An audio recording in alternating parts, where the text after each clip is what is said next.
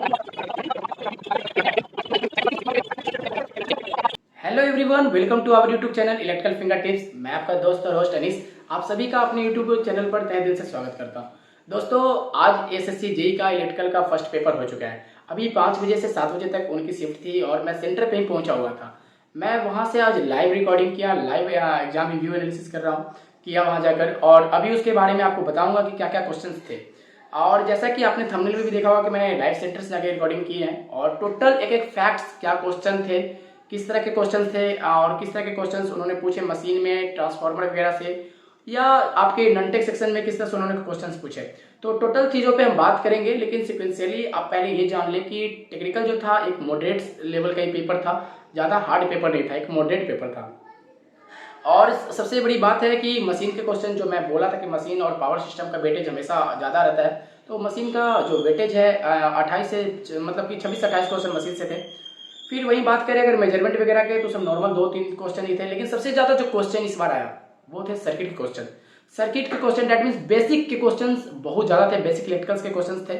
Basic ने सबको उलझाया भी है, और सिर्फ सर्किट में करंट वगैरह फाइंड आउट करने थे। 4-5 क्वेश्चन बेसिक सर्किट सिर्फ सर्किट से थे, जिसमें सिर्फ करंट वगैरह फाइंड आउट करने थे। वही हम बात करें सिंक्रोनस के, तो सिंक्रोनस के भी सवाल थे, वहां से भी सवाल देखने को मिले।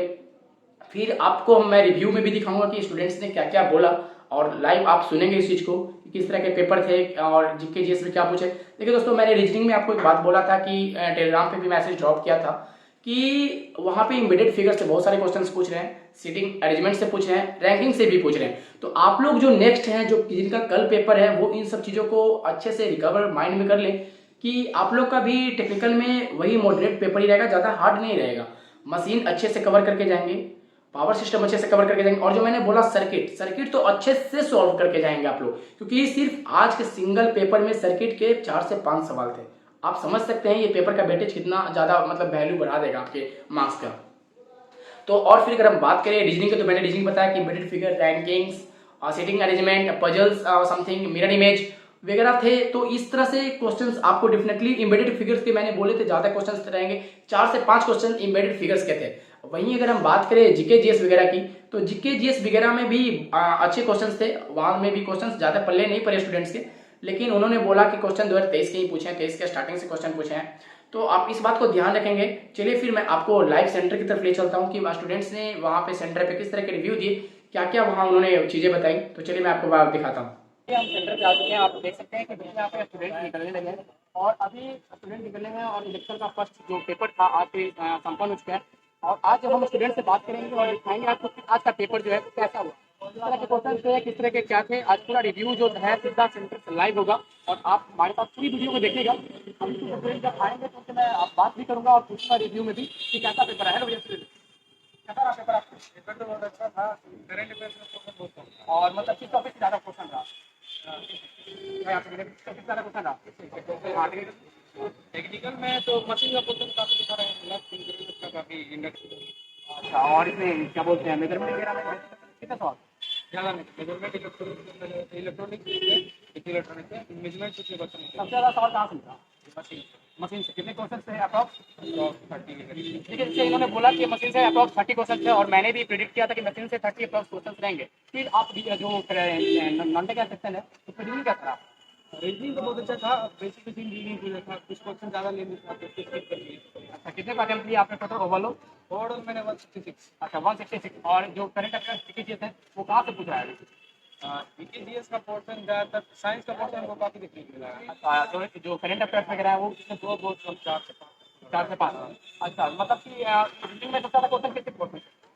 मैंने सुना कि सिविल वगैरह में इम्बेडेड फिगर काफी है। अच्छा, इम्बेडेड फिगर, देखिए मैंने पहले भी प्रिडिक्ट किया था कि इम्बेडेड फिगर बहुत ज्यादा पूछ रहे हैं, तो आप भी इस चीज को देख लेंगे। इम्बेडेड फिगर थे 5 से। अच्छा, 5 से 6। और वो जो क्या बोलते हैं रैंकिंग, क्वेश्चन था। और मशीन में ऐसी सिंक्रोनस ट्रांसफार्मर सब क्वेश्चन था। कुछ ऐसा क्वेश्चन जो ऑर्डिनरी एनर्जी वगैरह मैनेजमेंट टेंडर था, कितने साल के लिए, मतलब स्टार्टिंग में कितना पैसे देना पड़ता है? अच्छा, परसेंट 10% रहता है। अच्छा, ये सब क्वेश्चन थे। अच्छा, चलिए हम एक और बात करते हैं। हमारे दोस्त मिल गए जीकेजीएस में, कोई क्वेश्चन चलिए बताइएगा। जो याद हो? नाम निरंजन कुमार, मेरे मित्र हैं, मिल गए। तो बताइए कितना अटेम्प्ट किया आपने? 160। और पेपर मतलब कि किस लेवल का था आपके पेपर? पेपर मॉडरेट था। जैसे देखिए इन्होंने कहा कि पेपर मॉडरेट था। अच्छा, रीडिंग टाइम में लगता है ना। और रीडिंग में मतलब क्या चीज़ आपको परेशान किया जाता?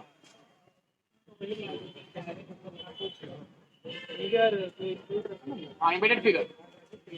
अच्छा, एम्बेडेड फिगर में आपको परेशान किया। अच्छा, करंट अफेयर्स हो गया। लॉन्ग लॉन्ग मतलब कि 2023 का या 22 का पूछा? 23 का ही।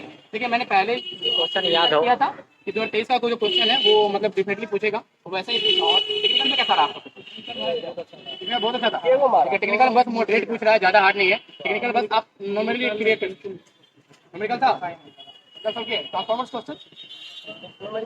चलिए मैंने आपको 2-3 लड़कियों के यहाँ पे दिखाया है रिव्यू। और आप ये जान लें कि जो पेपर है बस मॉडरेट है और मॉडरेट लेवल का ही पूछ रहा है। तो सबसे पहला जो आज पेपर हुआ इलेक्ट्रिकल इंजीनियरिंग का फर्स्ट शिफ्ट का मतलब आज पहला पेपर है, लेकिन उसके उसी पे बेसिस पे आप इसी को एनालिसिस कर लीजिएगा कि पेपर जो है ना वो एक मॉडरेट पेपर है। हाँ, ये चांसेस है कि इमीडिएट फिगर मैंने पहले भी आपको प्रेडिक्ट किया था, आप टेलीग्राम पे देख सकते हैं। उसी तरह से क्वेश्चन आ रहे हैं। फिर आइए मैं आपने कुछ और लड़कों से भी बात करूंगा और दिखाऊंगा किस चीज़ के पेपर हैं। तो चलिए आ रहे हैं हमारे पास, तो फिर आइए दिखाते हैं। तो चलिए एक लड़का हमारे पास आ चुके हैं और इनसे मिलते हैं। चलिए इधर इधर प्रेस कर लीजिए आप। चलिए आपका शुभ नेम पहले बताइए। सर तेज बोलिएगा सर। इधर देखिएगा सर कैसा रहा पेपर? पेपर अच्छा आया था but I can not attempt my potential. अच्छा, तो क्या थी आपको बहुत ज़्यादा क्या? टेक्निकल मैंने आपसे कितना टेक्निकल स्टार्ट किया। देखिए जैसा कि एक लड़के ने बोला कि मशीन से ज़्यादा क्वेश्चन आपके बॉडी से ज़्यादा क्वेश्चन किसी से? मशीन से क्वेश्चन ज्यादा थे, नेटवर्क और मेजरमेंट से कुछ कम थे और इकोनॉमिक से कुछ कम थे। टेंडर के 2-4-5 क्वेश्चन थे। टेंडर के जैसे कि कौन सा सवाल कुछ याद है क्या आपको? आई थिंक परसेंटेज पूछा था कि कितना वो 10% समथिंग क्वेश्चन था क्या? या अच्छा हाँ, सही था। और सबसे ज़्यादा फिर करंट अफेयर्स वगैरह में क्या पूछा? करंट अफेयर में करंट अफेयर कुछ ज्यादा खास नहीं था बट कुछ स्टैटिक पार्टों से ध्यान दे रहे थे कि फॉर एग्जाम्पल ज्योग्राफी से था, बायोलॉजी का टर्म था इसका स्टडी को क्या कहते हैं। अच्छा, उससे रिलेटेड था इकोनॉमिज्म का अच्छा जैसे ऑन्कोलॉजी वगैरह कैंसर के स्टडी क्वेश्चन पूछा उस टाइप से but it's not oncology related but उसी टाइप से ये कुछ क्वेश्चन याद हो? कुछ क्वेश्चन ऐसे जो ट्रांसफॉर्मर वगैरह मशीन में याद हो आपको?